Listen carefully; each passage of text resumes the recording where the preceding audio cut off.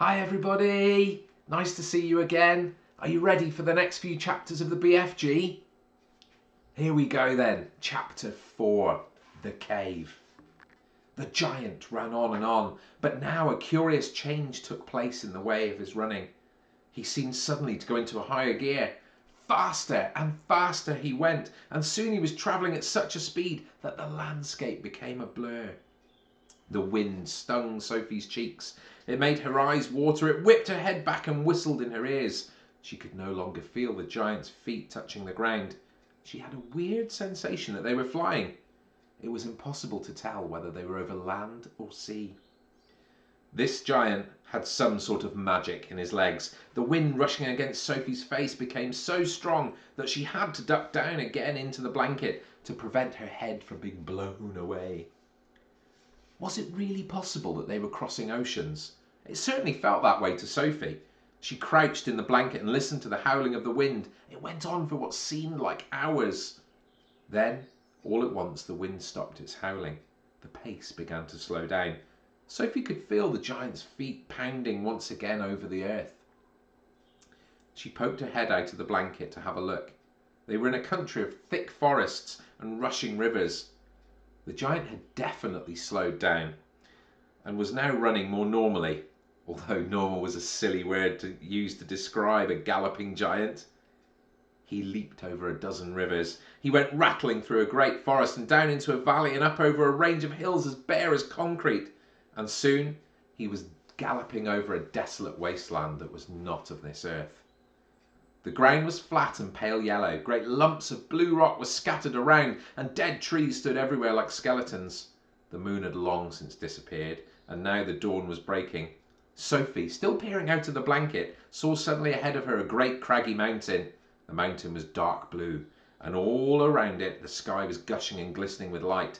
Bits of pale gold were flying among delicate frosty white flakes of cloud, and over to one side the rim of the morning sun was coming up, red as blood. Right beneath the mountain, the giant stopped. He was puffing mightily. His great chest was heaving in and out. He paused to catch his breath. Directly in front of them, lying against the side of the mountain, Sophie could see a massive round stone. It was as big as a house. The giant reached out and rolled the stone to one side as easily as if it had been a football. And now, where the stone had been, there appeared a vast black hole. The hole was so large the giant didn't have to duck his head as he went in. He strode into the black hole, still carrying Sophie in one hand, the trumpet and the suitcase in the other. As soon as he was inside, he stopped and turned and rolled the great stone back into place so that the entrance to his secret cave was completely hidden from outside. Now that the entrance had been sealed up, there was not a glint of light inside the cave. All was black. Sophie felt herself being lowered to the ground. Then the giant let go the blanket completely. His footsteps moved away.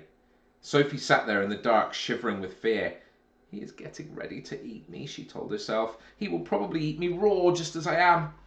Or perhaps he will boil me first. Or he will have to fry me. He will drop me like a rasher of bacon into some gigantic frying pan sizzling with fat. A blaze of light suddenly lit up the whole place. Sophie blinked and stared. She saw an enormous cavern with high rocky roof. The walls on either side were lined with shelves, and on the shelves there stood row upon row of glass jars. There were jars everywhere. They were piled up in the corners. They filled every nook and cranny of the cave. In the middle of the floor there was a table 12 feet high and a chair to match. The giant took off his black cloak and hung it against the wall. Sophie saw that under the cloak he was wearing a sort of collarless shirt and a dirty old leather waistcoat that didn't seem to have any buttons. His trousers were faded green and were far too short for his legs. On his bare feet he was wearing a pair of ridiculous sandals that for some reason had holes cut along each side, with a large hole at the end where his toes stuck out. Sophie, crouching on the floor of the cave in her nightie, gazed back at him through thick steel-rimmed glasses. She was trembling like a leaf in the wind, and a finger of ice was running up and down the length of her spine. "Ha!" shouted the giant, walking forward and rubbing his hands together. What has us got here? His booming voice rolled around the walls of the cave like a burst of thunder. Next chapter, the BFG. The giant picked up the trembling Sophie with one hand and carried her across the cave and put her on the table. Now he really is going to eat me, Sophie thought. The giant sat down and stared hard at Sophie. He had truly enormous ears. Each one was as big as the wheel of a truck, and he seemed to be able to move them inwards and outwards from his head as he wished. I is hungry, the giant boomed. He grinned, showing his massive square teeth. The teeth were very white and very square, and they sat in his mouth like huge slices of white bread. Please don't eat me, Sophie stammered. The giant let out a bellow of laughter. Just because I is a giant, you think I is a man-gobbling cannibal, he shouted.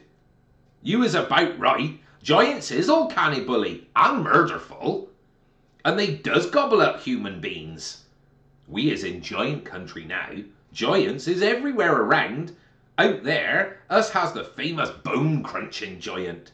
Bone-crunching giant crunches up 2 wopsy whiffling human beings for supper every night. Noise is ear-bursting. Noise of crunching bones goes crackety-crack for miles around. Ouch, Sophie said. Bone-crunching giant only gobbles up human beings from Turkey, the giant said. Every night, Bone Cruncher is galloping off to Turkey to gobble Turks.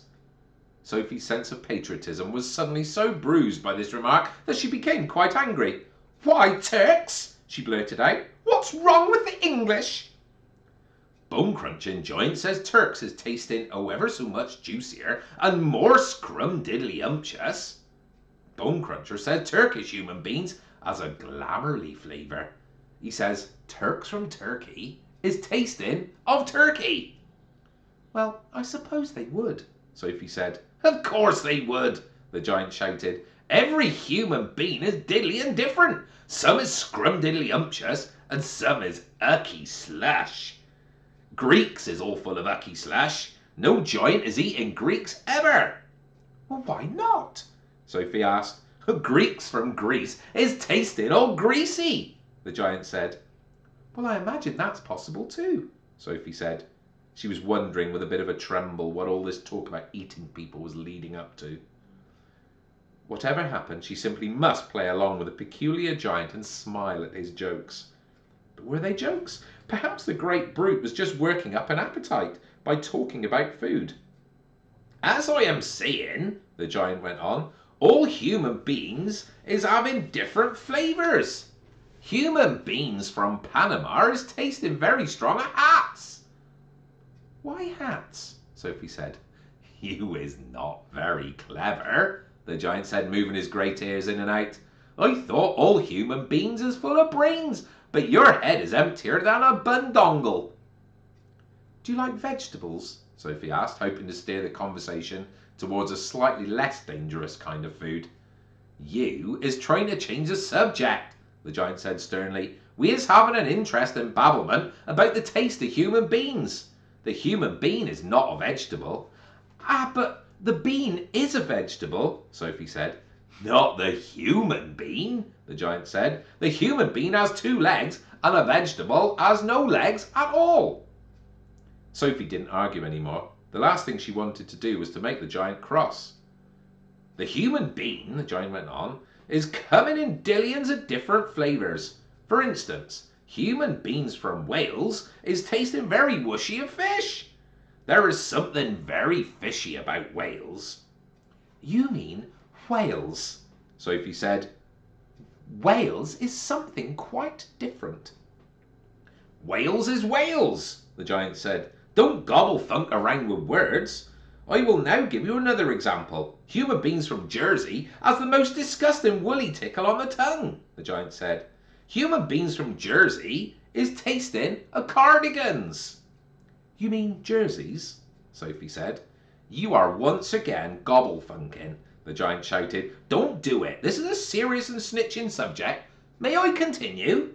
Oh, please do, Sophie said. Danes from Denmark is tasting ever so much of dogs, the giant went on. Oh, of course, Sophie said. They taste of Great Danes? Wrong, cried the giant, slapping his thigh. Danes from Denmark is tasting doggy because they's tasting of Labradors. Then what do the people of Labrador taste of? Sophie asked. Danes! The giant cried triumphantly. Great Danes! Aren't you getting a bit mixed up? Sophie said. Oh, he is a very mixed up giant, the giant said. But I does my best, and I is not nearly as mixed up as the other giants. I know who gollops all the way down to Wellington for his supper. Wellington? Sophie said. Where is Wellington? Oh, your head is full of squash flies, the giant said. Wellington is in New Zealand. The human beings in Wellington has an especially scrumdiddlyumptious taste. So says the welly-eating giant. What do the people of Wellington taste of? Sophie asked. Boots, the giant said. Oh, of course, Sophie said. I should have known. Sophie decided that the conversation had now gone on long enough. If she was going to be eaten, she'd rather get it over and done with right away than be kept hanging around any more. What sort of human beings do you eat? She asked, trembling. Me? Shouted the giant, his mighty voice making the glass jars rattle on their shelves. Me gobbling up human beings? This I never. The others, yes, all the others is gobbling them up every night, but not me. I is a freaky giant. I is a nice and jumbly giant. I is the only nice and jumbly giant in giant country. I is the big friendly giant. I is the BFG. What is your name? My name is Sophie, Sophie said, hardly daring to believe the good news she'd just heard. Chapter 6, The Giants. But if you're so nice and friendly, Sophie said, then why did you snatch me from my bed and run away with me? Well, because you saw me, the big friendly giant answered. If anyone has ever seen a giant, he or she must be taken away hip-switch. Why? Asked Sophie. Well, first of all, said the BFG, human beings is not really believing in giants, is they? Human beings is not thinking we exist. Oh, I do, Sophie said. Ah, but that's only because you has seen me, cried the BFG. I cannot possibly allow anyone, even little girls, to be seeing me and staying at home. The first thing you'd be doing, you'd be scuttling around yodeling the news that you were actually seeing a giant. And then a great giant hunt, a mighty giant look-see, would be starting up all over the world, with the human beings all rummaging for the great giant you saw and getting wildly excited. People would be coming rushing and bushing after me with goodness knows what, and they'd be catching me and locking me in a cage to be stared at. They'd be putting me into a zoo or the bunker house with all those squiggly hippo dumplings and crocodile dillies. Sophie knew what the giant said was true. If any person ever reported actually having seen a giant haunting the streets of a town at night, there would most certainly be a terrific hullabaloo across the world. I will bet you, the BFG went on, that you would have been splashing the news all over the wonky world, wouldn't you, if I hadn't wiggled you away? Well, I suppose I would, Sophie said. And that would never do, said the BFG. So what will happen to me now? Sophie asked. Well, if you go back, you'll be telling the world, said the BFG. Mostly likely on the telly bunkum box and the radio squeaker. So you'll just have to be staying here with me for the rest of your life. Oh no, cried Sophie. Oh yes, said the BFG. But I'm warning you not ever to go whiffling about out of this cave without I, or you will be coming to an ucky-mucky end. I is showing you now who is going to eat you up, if they is ever catching even one tiny little glimpse of you. The big friendly giant picked Sophie off the table and carried her to the cave entrance. He rolled the huge stone to one side and said, Peep out over there, little girl, and tell me what you is seeing. Sophie, sitting on the BFG's hand, peeped out of the cave. The sun was up now and shining fiery hot over the great yellow wasteland with its blue rocks and dead trees. Is you seeing 'em? The BFG asked. Sophie, squinting through the glare of the sun, saw several tremendous tall figures moving among the rocks about 500 yards away. 3 or 4 others were sitting quite motionlessly on the rocks themselves. This is giant country, said the BFG. Those is all giants, every one. It was a brain-boggling sight. The giants were all naked except for a sort of short skirt around their waists, and their skins were burnt brown by the sun. But it was the sheer size of them that boggled Sophie's brain most of all. They were simply colossal, far taller and wider than the big friendly giant upon whose hand she was now sitting. And oh, how ugly they were. Many of them had large bellies. All of them had long arms and big feet, and were far too far away for their faces to be seen clearly. But perhaps that was a good thing. Well, what on earth are they doing? Sophie asked. Nothing, said the BFG. They're just moochling and fooching around and waiting for the night to come. Then they'll all be galloping off to places where people is living to find their suppers. You mean to Turkey? Sophie said. Well, Bone Crunching Giant will be galloping to Turkey, of course, said the BFG. But the others will be whiffling off to all sorts of flung away places, like Wellington for their booty flavour and Panama for their hatty taste. Every giant is having their own favourite hunting ground. Do they ever go to England? Sophie asked. Often, said the BFG. They say the English is tasting ever so wonderfully of crab scallop. Well, I'm not quite sure I quite know what you mean, Sophie said. Meaning's not important, said the BFG. I cannot be right all the time. Quite often I's left instead of right. And are all those beastly giants over there really going off again tonight to eat people? Sophie asked. All of them is guzzling human beings every night, the BFG answered. All of them excepting me. That is why you will be coming to an ucky-mucky end if any of them should ever be getting his gogglers upon you. You'd be swallowed up like a piece of frumpkin pie, all in one dollop. But eating people is horrible, Sophie cried. It's frightful. Why doesn't someone stop them? Well, and who, please, is going to be stopping them? Asked the BFG. Well, couldn't you? Said Sophie. Never in a pig's whistle, cried the BFG. All of those man-eating giants is enormous and very fierce. They's all at least 2 times my wideness and double my royal highness. You mean twice as high as you? Cried Sophie. Well, easily that, said the BFG. You is seeing them in the distance, but just you wait till you get them close up. Those giants is all at least 50 feet tall, with huge muscles and cockles, alive, oh! I is the titchy one. I is the runt. 24 feet is puddle nuts in giant country. Well, you mustn't feel bad about it, Sophie said. I think you're just great. Why, even your toes must be as big as sausages. Bigger, said the BFG, looking pleased. They is as big as bumple hammers. How many giants are out there? Sophie asked. 9 altogether, answered the BFG. That means, said Sophie, that somewhere in the world, every single night, 9 wretched people get carried away and eaten alive.